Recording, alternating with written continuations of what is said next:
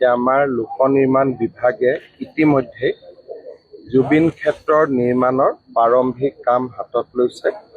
প্ৰায় ৩ কোটি টকা ব্যয়েৰে আমি ইয়াৰে বাউণ্ডৰী ৱাল নিৰ্মাণৰ কাম হাতত লৈছোঁ আৰু ওপৰৰ পৰা যাতে মাটি খহি আহিব নোৱাৰে তাৰ কাৰণেও কিছু আমি ব্যৱস্থা হাতত লৈছোঁ। আজি মই এই গোটেই ক্ষেত্ৰখন আমাৰ লোক নিৰ্মাণ বিভাগৰ বিষয়াসকলৰ সৈতে আমাৰ স্থানীয় বিধায়ক তপন দাস আৰু পীযুষ হাজৰিকা ডাঙৰীয়াৰ সৈতে পৰ্যবেক্ষণ কৰিলোঁ আৰু আমি সমাধিৰ যিটো বাউণ্ডৰী ৱালৰ পিছত সমাধি ক্ষেত্ৰ নিৰ্মাণৰ যিটো পদক্ষেপ তালৈকেও আগবাঢ়ি যাবৰ কাৰণে মই তেখেতসকলক প্ৰয়োজনীয় নিৰ্দেশ দিছোঁ।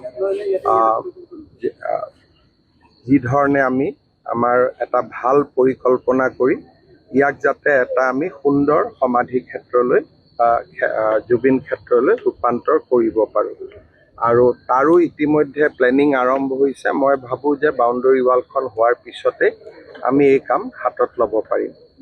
মই পুনৰবাৰ জুবিন গাৰ্গৰ স্মৃতি বা তেখেতৰ প্ৰতি মই বিনম্ৰ শ্ৰদ্ধা জনাইছোঁ আৰু অসম চৰকাৰে এই সমাধি ক্ষেত্ৰখন নিৰ্মাণৰ বাবে আমাৰ যি সংকল্প সেই সংকল্প অব্যাহত থাকিব আৰু আমি ইয়াক সুন্দৰকৈ নিৰ্মাণ কৰিম।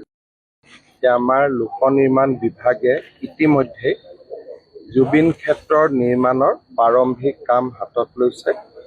প্ৰায় ৩ কোটি টকা ব্যয়েৰে আমি ইয়াৰে বাউণ্ডৰী ৱাল নিৰ্মাণৰ কাম হাতত লৈছোঁ আৰু ওপৰৰ পৰা যাতে মাটি খহি আহিব নোৱাৰে তাৰ কাৰণেও কিছু আমি ব্যৱস্থা হাতত লৈছোঁ।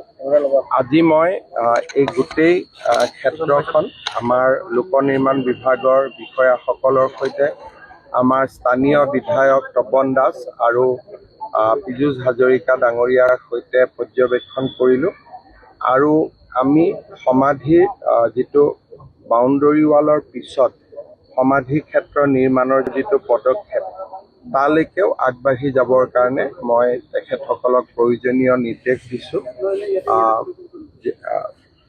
যি ধৰণে আমি আমাৰ এটা ভাল পৰিকল্পনা কৰি ইয়াক যাতে এটা আমি সুন্দৰ সমাধি ক্ষেত্ৰলৈ জুবিন ক্ষেত্ৰলৈ ৰূপান্তৰ কৰিব পাৰোঁ আৰু তাৰো ইতিমধ্যে প্লেনিং আৰম্ভ হৈছে। মই ভাবোঁ যে বাউণ্ডৰী ৱালখন হোৱাৰ পিছতে আমি এই কাম হাতত ল'ব পাৰিম।